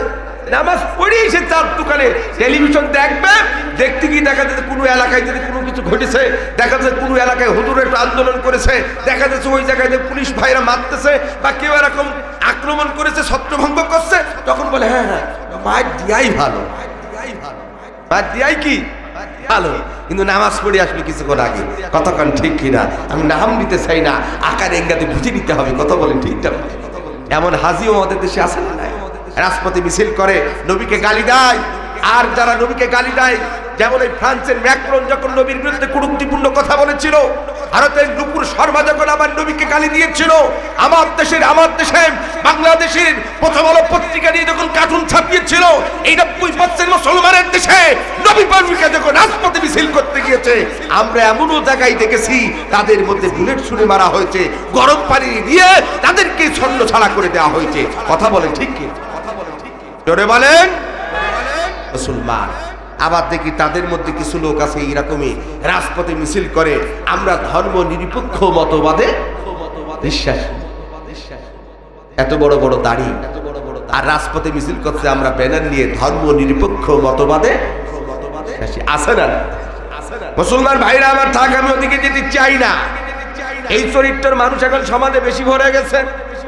আমার দরদির ভাইরা তওবা করে ফিরে আসেন। মানুষের প্রতি যারা জুলুম করেছো, নামাজ কাজা করেছো, নামাজ থেকে গাফিল থেকেছো, জীবনে বহু পাপ কাজ করেছো, তওবা করো, ফিরে আসো। তওবা যদি না করো, আল্লাহর আদালতের কাঠগড়ায় তোমাকে দাঁড়াতে হবে। হৃদয়টা নরম করে একটু কথাগুলো শেষ নসিহত থেকে চলে যাচ্ছে, শুনে যাও। মুসলমান, অনেকেই বলতে পারেন হুজুর জীবনে বহু পাপ করেছি, অন্যায় করেছি, আমাকে আল্লাহ তাআলা যদি এখন খাঁটি দিলে তওবা করি ফিরে আসতে চাই, মাফ করবে কিনা? আল্লাহকে আমাকে ক্ষমা করবে কিনা? একটু যদি বলে দেন তাহলে বড় ভালো হয়। হে সাতক্ষীরা জেলার ভাইয়েরা, আমার আল্লাহ বলে বান্দা লা তাকনাতু মির রাহমাতিল্লাহ, বান্দারে পৃথিবীর মধ্যে যত অপরাধ করিস না কেন, আল্লাহর কাছে যদি খাঁটি দিলে তওবা করি, আমি আল্লাহ তোদের সমস্ত গুনাহ খাতাগুলো মাফ করে দেব। বলেন না কারণ সুবহানাল্লাহ। অর্থাৎ আমার আল্লাহর কাছে আমরা গুনাহ করতে পছন্দ করি, আর আমার আল্লাহ আমাদেরকে মাফ করতে পছন্দ করে। কথা বলেন ঠিক? তার জ্বলন্ত প্রমাণ আমি আপনাদেরকে দিতে চাই। নবীজির হাতে হাত দিয়ে, নবীজির একজন হাতে হাত দিয়ে কালিমা পড়ে মুসলমানিত হয়েছিল, নাম ছিল দাহিয়াতুল কলবি। জোরে বলেন কি? নাম ছিল দাহিয়াতুল কলবি। আল্লাহ নবীর হাতে হাত দিয়ে কালিমা পড়ে মুসলমানিত গ্রহণ করেছে, কিন্তু কালিমা পড়ে মুসলমানিত গ্রহণ করার পরেও ঈশান নামাজের পরে মসজিদ নববীর মধ্যে থেকে সব সাহাবীগুলো বের হয়ে যায়, দাহিয়াতুল কলবি যায় না। মসজিদের কিনারায় বসে বসে চোখের পানি ছেড়ে দিয়ে হাউমাউ করে কাঁদে, ছোট্ট বাচ্চাদের মতো ডুকরি ডুকরি কাঁদে। আল্লাহর নবী কোন একটা দিন দাহিয়াতুল কলবিকে ডাক চলে, দাহিয়া রে, তুমি না সবই মাত্র কালিমা পড়ে মুসলমান গ্রহণ করেছো, আমার আল্লাহ তো তোমার জীবনের সব গুনাহগুলো মাফ করে দিয়েছে। ও দাহিয়া, এরপরও আমি তোমাকে দেখি প্রতিদিন ঈশার নামাজের পর সব সাহাবীগুলো নামাজের পরে চলে যায়, তুমি যাও না। মসজিদের কিনারায় বসে বসে চোখের পানি ছেড়ে ছোট্ট বাচ্চার মতন কাঁদো। কারণ কি? দাহিয়াতুল কলবি ডাকতে বলে, ইয়া রাসূলুল্লাহ, ইয়া হাবিবাল্লাহ, ও আল্লাহর নবী, আমি আমার জীবনে এমন একটা গুনাহ করেছি, আমার আল্লাহ হয়তো আমার জীবনে সব গুনাহগুলো মাফ করলেও এই গুনাহটা বুঝি মাফ করবে না। আল্লাহর নবী ডাক বলে, দাহিয়া রে, কেমন গুনাহ করেছো আমি নবীজি জানতে চাই। দাহিয়াতুল কলবি ডাকতে বলে, ইয়া রাসূলুল্লাহ, আইয়ামে জাহিলিয়াতের যুগে কারো যদি কন্যা সন্তান হতো, তাদেরকে জীবন্ত কবর দেওয়া হতো। তাদেরকে হত্যা করা হতো, মেরে ফেলা হতো। এবং কারো ঘরে যদি কন্যা সন্তান হতো তাদেরকে অপয়া বলতো, তাদেরকে খারাপ ভাবতো সমাজের মানুষেরা। ওগো নবীজি, আমি একজন ব্যবসায়ী ছিলাম, ব্যবসার জন্য দূর দেশে যাওয়ার জন্য নিয়ত করেছি, কিন্তু তখন আমার স্ত্রী ছিল সন্তান সম্ভাবনাময়। আমার স্ত্রীর গর্ভে সন্তান ছিল আমার। আমি আমার স্ত্রীকে একাকিত্ব ডেকে ডাক দিয়ে বললাম, প্রাণের স্ত্রী রে, আমি তো ব্যবসার জন্য চলে যাব, বহুদিন পরে আসবো। তোমার গর্ভে যদি আমার সন্তান যদি পুত্র সন্তান হয় তাহলে তুমি জীবিত রাখবা, আর যদি কন্যা সন্তান হয় আমি বাবা হয়ে তোমাকে স্বামী হিসাবে তোমাকে ওসিয়ত করে গেলাম, তাহলে তুমি জীবন্ত কবর দেবে, তাকে তুমি বাঁচিয়ে রাখবে না। এই নসিহতটা করে নবীজি আমি বহুদিন পরে ব্যবসার জন্য বহুদূরে চলে গেলাম। বহুদিন পর ব্যবসা করে বাড়িতে আসলাম। আসার পরে এসে দেখি আমার স্ত্রীর গর্ভে কন্যা সন্তান হয়েছে, পুত্র সন্তান হয় নাই। আমার স্ত্রী আমার মেয়েটাকে হত্যা করে নাই। এতদিন পর্যন্ত আমার মেয়েটি অনেক বড় হয়ে গেছে। ও নবীজি, আমার মেয়েটা দেখতে শুনতে এত সুন্দর ছিল যে যার কারণে তার মা নাম রেখেছিল জামিলা। জামিলা শব্দের অর্থ হলো সুন্দরী রূপসী। নবী গো, আমার মেয়েটা দেখতে এত সুন্দর ছিল যে আকাশের চাঁদকেও হার মানিয়ে দেয়। আমার এই মেয়েটি যেই না বাড়িতে ঢুকলাম, আমার স্ত্রী যেই না দেখাইছিল জামিলা, ওইটা তোমার বাবা। আমার মেয়েটি, ছোট্ট মেয়েটি দৌড় দিয়ে আমাকে বুকের মধ্যে জড়িয়ে ধরলো, আমার কপালের মধ্যে চুমা দিতে লাগলো। এক পর্যায়ে আমাকে ডাক দিল, আব্বু তুমি আমাকে এতদিন ফেলে কোথায় ছিল? নবী গো, আমার ছোট্ট মেয়েটির আদর সোহাগ আমি সব ভুলে গিয়ে সমাজের মানুষ আমাকে খারাপ বলবে বিধায় আমি আমার মেয়েটিকে বাঁচিয়ে রাখতে চাই নাই। মনে মনে আমার মেয়েটিকে হত্যা করার প্ল্যান নিয়েছিলাম, কিন্তু আমার স্ত্রীকেও বুঝতে দিই নাই, আমার মেয়েকেও বুঝতে দিই নাই। কোনো একটা দিন ও নবীজি, আমার মেয়েটিকে সাজিয়ে দিয়ে বেড়ানোর জন্য তার মাকে বললাম, ও জামিলার মা, তুমি আমার মেয়েটাকে সাজিয়ে দাও, আমি একটু তাকে বেড়াতে নিয়ে যাব। আমার স্ত্রী, আমার সরল মনা স্ত্রীটি আমার কথা শুনে আমার মেয়েটিকে সুন্দরকে সাজিয়ে দিল। আমি আমার মেয়েটিকে হাঁটি হাঁটি পা পো করে বেড়ানোর নাম করে আরবের মরু প্রান্তের দিকে নিয়ে যেতে শুরু করলাম। এক পর্যায়ে আরবের মরু প্রান্তের দিকে কোনো একটা জায়গায়, ভালো জায়গায় আমি দাঁড় করিয়ে দিয়ে আমি নিজ হাতে একটা গর্ত খনন করতে শুরু করলাম। রোদের তীব্র প্রখরতা, এত রোদের হিট, এত তীব্র রোদের প্রখরতা, আমি যখন গর্ত খনন করতেছিলাম আমার কপাল ঘেমে ঘেমে টপ টপ করে ঘামগুলো দাড়ির মধ্যে লাগতেছিল, ময়লাগুলো এসে দাড়ির মধ্যে লাগতেছিল। আমার ছোট্ট মেয়েটি জামিলা আমার এই ঘাম পড়া দেখি মাটিগুলো পরিষ্কার করে দেওয়ার জন্য দৌড় দিয়ে সে কপালের মধ্যে কোমল হাতটা দেয়, আমার মেয়েটি ঘামগুলো মুছিয়ে দেয়। আর ডাকটি বলে, আব্বু তুমি না আমাকে বেড়াতে নিয়ে যেতে চেয়েছো, কেন তুমি এত কষ্ট করছো? চলো আমরা চলে যাই। ও নবীজি, তখনও আমার ছোট্ট মেয়েটিকে বুঝতে দিই নাই কেন আমি গর্ত খনন করতেছি। এক পর্যায়ে গর্ত খনন যখন শেষ হয়ে যায়, নবী গো, আমার ছোট্ট মেয়েটি জামিলাকে ডাকতে বলে, মা জামিলা, গর্তের কিনারায় আসো। আমার মেয়েটি যেই না গর্তের কিনারায় আসলো, আমি এমন একজন নিষ্ঠুর বাবা, আমার মেয়েটি জোরে একটা ধাক্কা দিয়ে আমি গর্তের মধ্যে ফেলে দিই। ও নবীজি, আমার মেয়েটি গর্তের মধ্যে পড়ে যায় আর চিৎকার করে কাঁদে আর ডাকতে বলে, আব্বু আমি বুঝতে পেরেছি তুমি আমাকে বাঁচিয়ে রাখতে চাও না। আমার ছোট্ট মেয়েটি কোমল দুটি হাত জোড় করে বারবার করে চোখের পানি ছেড়ে দিয়ে কাঁদে। গর্তের মধ্যে থেকে ডাক দিয়ে বলে, আব্বু এই ডাকটা শুনতে যদি তুমি লজ্জাবোধ মনে করো, আমি আর কোনোদিন ডাকবো না। আমাকে যদি পরিচয় দিতে লজ্জাবোধ মনে করো, আমি জামিলা বহুদূর চলে যাব, জীবনে কোনোদিন তোমার কাছে মেয়ে হিসাবে পরিচয় দিয়ে আসবো না। ও নবীজি, আমার ছোট্ট মেয়েটি গর্তের মধ্যে থেকে বারবার হাত জোড় করে আর আমার কাছে মাপ চাই। আমি এমন একজন হতভাগা, আমার মেয়েটির কান্নার আওয়াজ কোমল হাত জোড় করে বাপচা আমার হৃদয় গলাতে পারি না।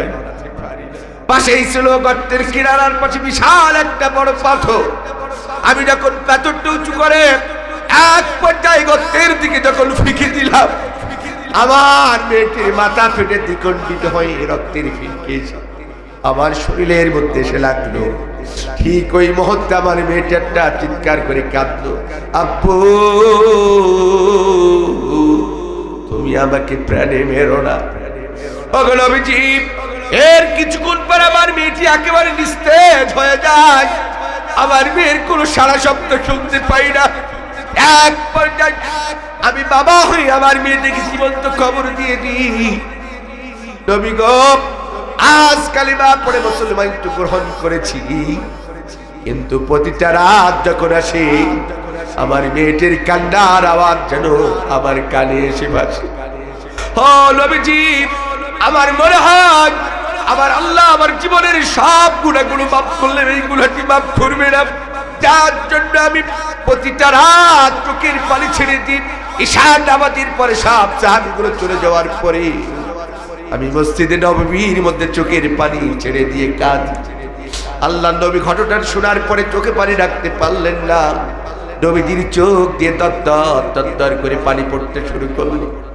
আল্লাহ নবী আখিরি জামানার পয়গম্বর, এরপরও ডাকতে বলে, দাহিয়া রে, পৃথিবীর কোন বাবা যে এত নিষ্ঠুর হতে পারে, পৃথিবীর কোন বাবা যে এত কঠোর হতে পারে।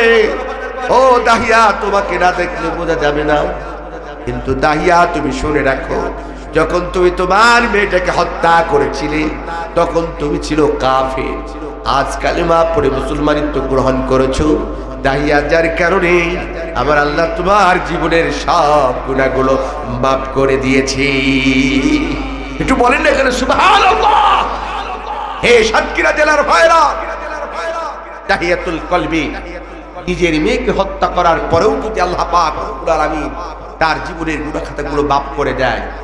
আর যারা সাতক্ষীরার মাটিতে অনেক গুনাহ করেছেন, যারা আলেমদেরকে গালি দিয়েছেন, যারা আলেমদের বিরুদ্ধে মিথ্যা কথা বলে দিনের প্রতি রাতের পর রাত তাদেরকে কারারুদ্ধ করার জন্য সহযোগিতা করেছেন, যারা জাতির শ্রেষ্ঠ সন্তানদের কণ্ঠকে স্তব্ধ করার জন্য ষড়যন্ত্র করেছেন, যারা জাতির শ্রেষ্ঠ সন্তানদেরকে বুকের মধ্যে বুলেট ছুঁড়ে মেরেছেন, যারা জাতির শ্রেষ্ঠ সন্তানদেরকে দিনের প্রতি রাতের পর রাত জাতির কাছে কলঙ্কিত করেছেন, আবার জীবনে নামাজ কাজা করেছেন, ইসলাম বিদ্বেষী কথা বলেছেন, আজকের হাজেরার মজলিস থেকে যদি খাঁটি দিলে তওবা করতে পারেন, আল্লাহর কাছে যদি চোখের পানি ছেড়ে দিয়ে কাঁদতে পারেন, মাফ চাইতে পারেন, ক্ষমা চাইতে পারেন, আমার আল্লাহ বলছে, বান্দা তোদের জীবনের গুনাহ তাহলে আমি আল্লাহ সব মাফ করে দেব। সে আল্লাহ আজও আছে না নাই? কথা বলেন, আছে না নাই? আল্লাহ বলছে, বান্দা লা তাকনাতু বিরহমাতিল্লাহ, বান্দা পৃথিবীতে যত অপরাধ করিস না কেন, ভুল করিস না কেন, গুনাহ করিস না কেন, আমি আল্লাহর কাছে মাপ চা, আমি আল্লাহ তোদের কি করে দিব? বলেন না কেন, কি করে দিব? মাফ করে দিব। তাহলে সেই আল্লাহর কাছে মাপ চাইতে হবে। রাজি আছেন তো ইনশাআল্লাহ? মাপ চাইয়া আজ থেকে আপনারা কেউ জীবনে কোনোদিন নামাজ কাজা করবেন না। কারা কারা দুই হাত তুলে একটু আল্লাহকে দেখান। নারে তাকবীর, নারে তাকবীর। আল্লাহ কবুল করুক, সকলে বলেন আমিন। তাহলে আজকের আলোচনা থেকে একটি কথা মেসেজ আপনাদেরকে দিতে চাই। আমরা জাতিতে মুসলিম, জোরে বলেন কি? জাতিতে মুসলিম। আমাদের ধর্মের নাম কি বলেন? ইসলাম। আমাদের কনস্টিটিউশনের নাম কি? আল কোরআন। আমাদের সংবিধানের নাম কি? আল কোরআন। সেই মুসলিম ধর্মের অনুসারী যারা হবে তাদের ইসলাম ধর্মের মধ্যে প্রবেশ করার সাথে সাথে আমানতু বিল্লাহর প্রতি ঈমান আনার পরে সাথে সাথে তাদের প্রথম নৈতিক দায়িত্ব হবে, কাজ হবে পাঁচ ওয়াক্ত নামাজ। জোরে বলেন কি? একটু বলেন না কেন কি? আর একটু জোরে বলেন কি? নামাজ। তার কারণ হাসরের ময়দানে সর্বপ্রথম আল্লাহ তাআলা বান্দাকে নামাজের হিসাব, কিসের হিসাব নেবে? নামাজের হিসাব নেবে। সেই নামাজের প্রতি আমরা যত্নশীল হব ইনশাআল্লাহ। এবং নামাজ তো পড়বো কাকে খুশি করার জন্য? জোরে বলেন। এই নামাজ যারা পড়বে কোরআন সুন্নাহর আলোকে আল্লাহ পাক রব্বুল আলামিন তাদের জন্য দিবেন জান্নাত। এখানে একটা মজার কথা আছে, এই কথাটা একটু খুব মনোযোগ শুনে। আমাদের দেশে অনেক আলিম উলামা মুফতিরা এই আয়াতটাকে একটু বিকৃত করে, বলে যে ও আকিমুস সালাত শব্দের অর্থ হলো শুধু নামাজ পড়ো, নামাজ পড়লে আল্লাহ জান্নাত পাওয়া যাবে। আসলে তা নয়। আল্লাহ বলছেন ও আকিমুস সালাত শব্দের অর্থ হলো এই পাঁচ ওয়াক্ত নামাজ যেমন একজন ইমানদার মুমিন বান্দার জন্য, মুসলমানের জন্য পড়া যেমন ফরজ, এই নামাজ নিজের পরিবার, নিজের কি বলেন, নিজের পরিবার, সমাজ, দেশ, রাষ্ট্রের মধ্যে প্রতিষ্ঠিত করার চিন্তা চেতনাও ফরজ করেছেন কে? পরে জানেন কে? শুধু 5 ওয়াক্ত নামাজ পড়ে যদি আল্লাহ জান্নাত পাওয়া যেত, এই সাতক্ষীরা জেলার ভাইরা, আমার নবীকে উহুদের ময়দানে 2টা শাহাদাত বরণ করতে হতো না। এই 5 ওয়াক্ত নামাজ পড়ে যদি আল্লাহ জান্নাত পাওয়া যেত, আমার নবীকে টাইপের প্রান্তে শরীর থেকে রক্ত ঝরাতে হতো না।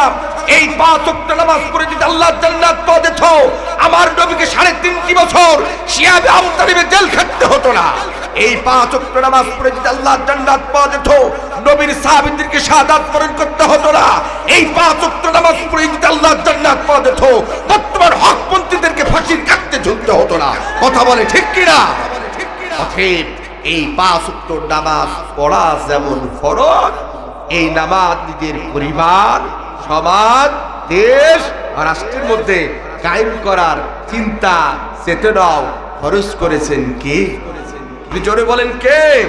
অমিয়া মসজিদের এই কোণে বসে দিকি যত ঝাড়ো কোষে, মসজিদের এই কোণে বসে দিকি যত ঝাড়ো কোষে, এভাবে যাই না পাওয়া আল্লাহকে, কি হবে বেঁচে থেকে?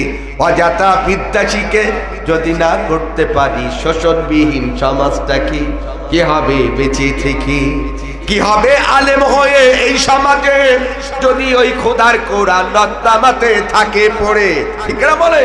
কি হবে আলেম হয়ে এই সমাজে যদি ওই খোদার কোরআন নর্দমাতে থাকে পড়ে?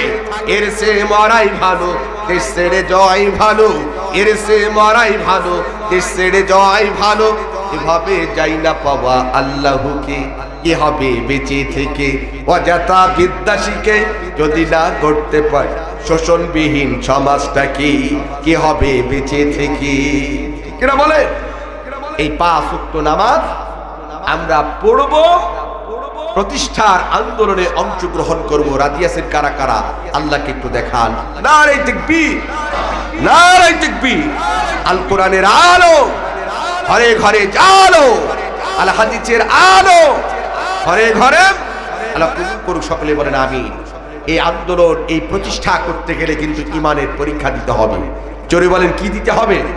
আজকে আমাদের সমাজে দেখেন যারা শুধু নামাজ পড়ে, নামাজের দাওয়াত দেয়, এদের দেখবেন অনেকে আপেল দেয়, বিরিয়ানি দেয়, এদের খাবার টেবিলও বিশাল বিশাল প্লেট প্লেট তাদের সামনে আসে।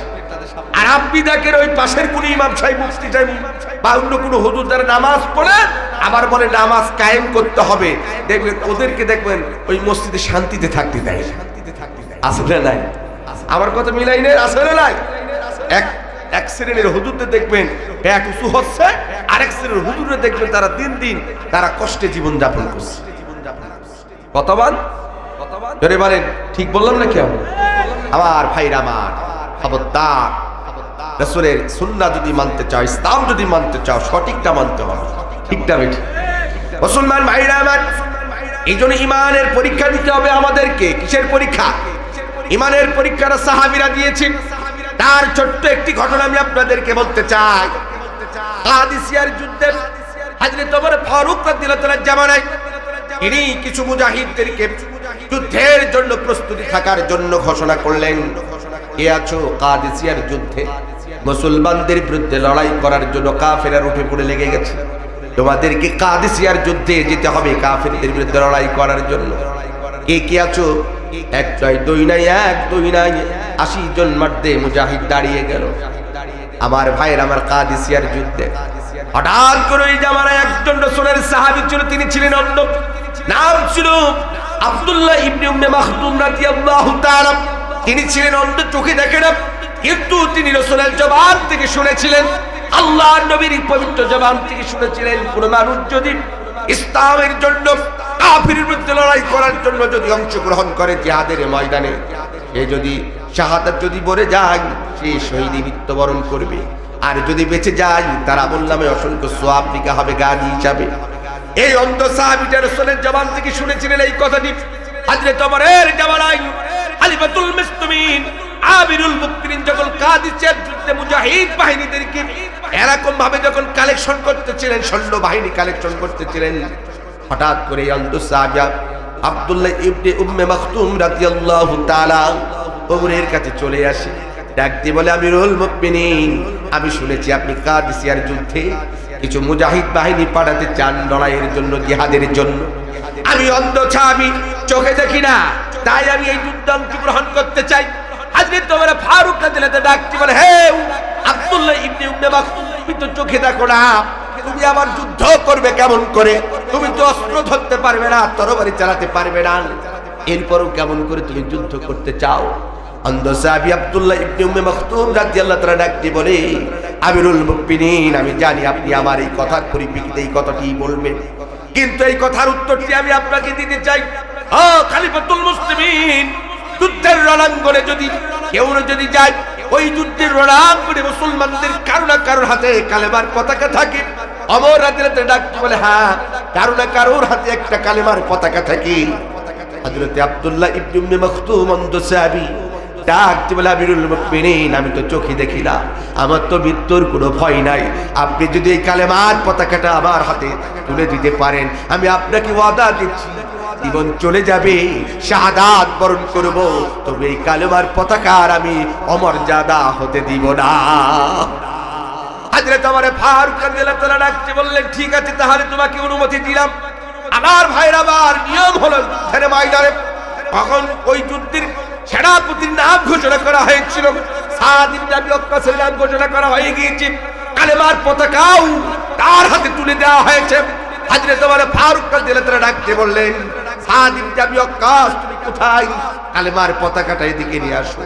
কালেমার পতাকাটা সাদ ইবনে আবি ওয়াক্কাসের হাত থেকে নিয়ে আল্লাহর নবীর সাহাবী অন্ধ সাহাবী চোখে দেখেন আব্দুল্লাহ ইবনে উম্মে মাকতুমের হাতে, অন্ধ জাহানের প্রেসিডেন্ট আমিরুল মুমিনিন তার হাতে তুলে দিলেন, আর ডাকতে বললেন, ও আব্দুল্লাহ ইবনে উম্মে মাকতুম, এই কালেমার পতাকা আমি ওমর তোমার হাতে যুদ্ধে দেওয়ার জন্য তুলে দিলাম। আমার মুসলমান ভাইরা, আমার হযরত আব্দুল্লাহ ইবনে উম্মে মাকতুম রাদিয়াল্লাহু তাআলা সাহাবীদের সাথে হাঁটা শুরু করলেন জিহাদের ময়দানে। কাদিসিয়ার যুদ্ধে পৌঁছে গেলেন, চতুর্দিকে যুদ্ধের দামামা বেজে উঠল, চারিদিকে যুদ্ধ শুরু হয়ে গেছে। হযরত আব্দুল্লাহ ইবনে উম্মে মাকতুম রাদিয়াল্লাহু তাআলা চোখে দেখে না, কালেমার পতাকাটা নিয়ে আস্তে করে যুদ্ধের রণাঙ্গনে শক্ত করে উঁচু করে ধরে আছে।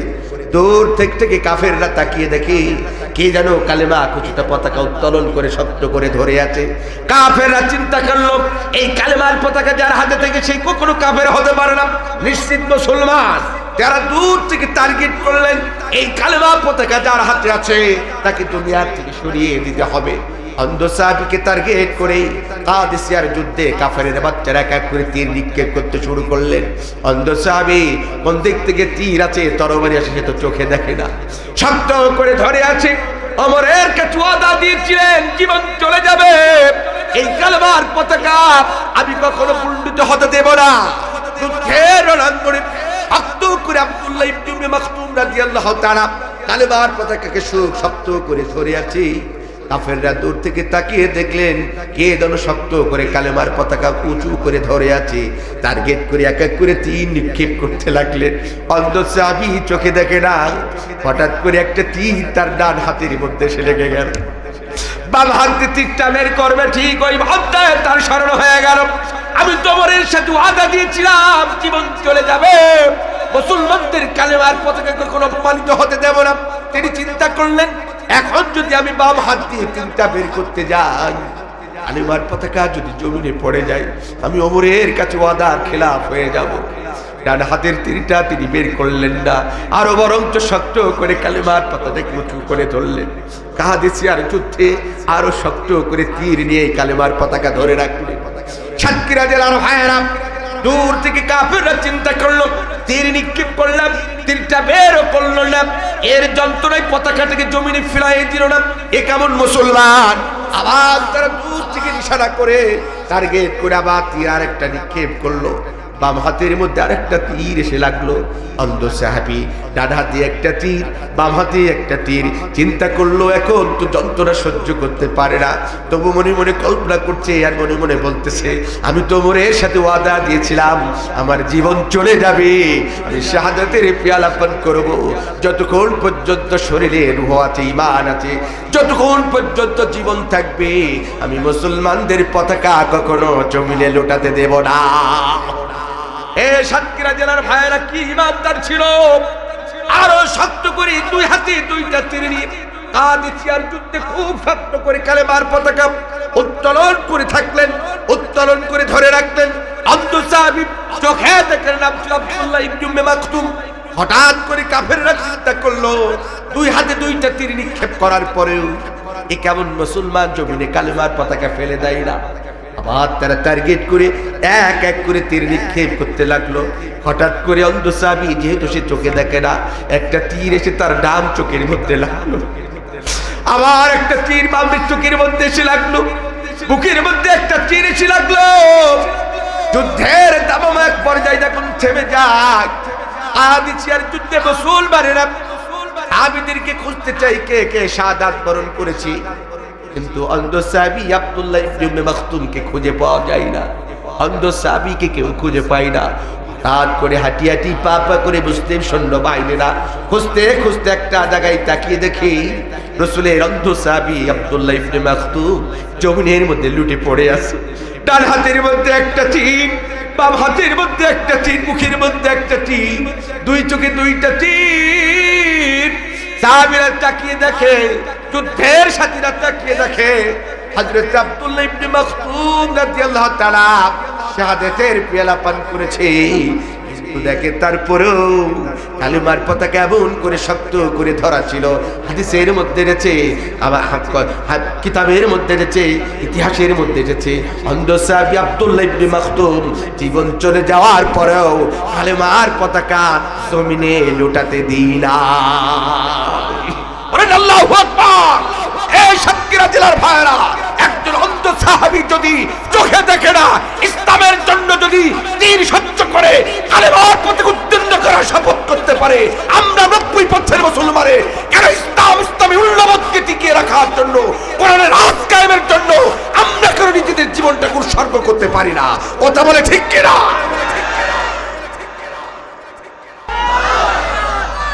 আমার ভাইরা, আপনাদের কি কষ্ট হয়?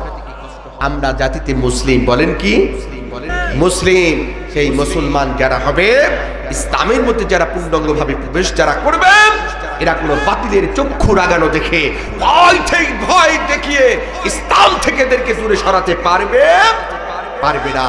যদি এই দীপ্ত শপথে আপনারা যদি আগামী দিনে পথ চলতে পারেন, খোদার কসম এই বাংলাদেশ হবে আলেম ওলামার বাংলাদেশ, এই বাংলাদেশ হবে কোরআন হাদিসের বাংলাদেশ, এই বাংলাদেশ কালেমার পতাকা পথ করে উঠবে। কথা বলেন ঠিক কিনা? আল্লাহ আমাদের সেই তৌফিক দান করুক। সকলে বলেন, জোরে বলেন না কেন, আরো জোরে বলেন। আমাদেরকে আব্দুল্লাহ ইবনে উম্মে মাকতুম রাদিয়াল্লাহু তাআলার মতন অন্ধ সাহাবীর মতন ঈমানটাকে আমাদেরকে বুলন্দ করে দিক। সকলে বলেন আমিন। আমরা যেন এমন সাহাবীদের মতো ঈমানের বলিয়ান হতে পারি। সকলে বলেন আমিন।